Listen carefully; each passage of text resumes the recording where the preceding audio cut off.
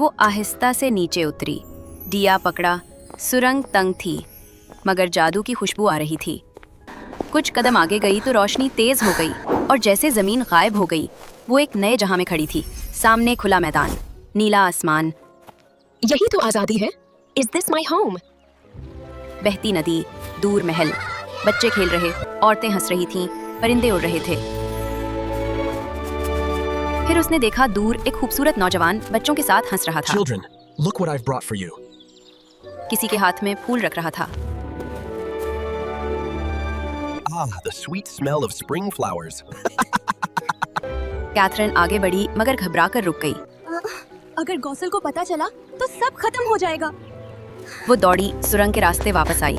पिनी और रूबी ने उसे खींचकर ऊपर लिया। क्या देखा तुमने? मैंने दुनिया देखी, नीला आसमान, दरिया, लोग और एक शख्स। मगर खुशी ज्यादा देर ना रही। कमरे में लिपटा हुआ गुसल का सांप खामोशी से सुन रहा था, सरक कर निकल गया। कुछ देर बाद दरवाजा जोर से खुला, धड़ाम। कैथरीन, तुमने जादुई रास्ता खोला? तुमने मेरा हुक्म तोड़ा? मैंने कुछ गलत नहीं किया, बस देखा था। तुम्हें पता है उस दुनिया में जाना मना है। वो दुनिया मेरे दुश्मनों की है। फिर जादुई रोशनी ने कैथरीन के इर्द गिर्द घूमकर एक कैद बना दी। जब रोशनी बुझी, कैथरीन एक ऊंची शीशे जैसी दीवारों वाली मीनार में थी।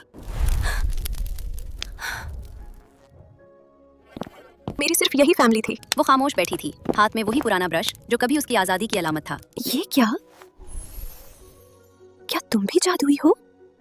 क्या वाकई? ये सच हो सकता है? तो ये ब्रश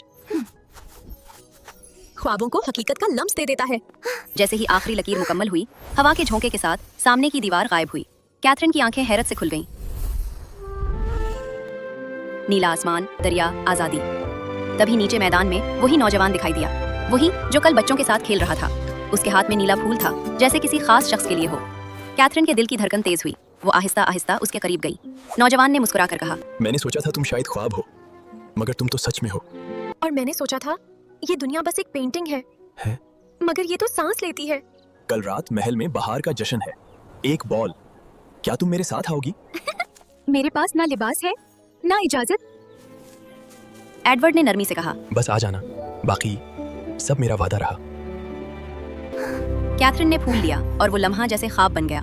पहली बार किसी ने उसे उस कैद से बाहर की दुनिया में बुलाया था।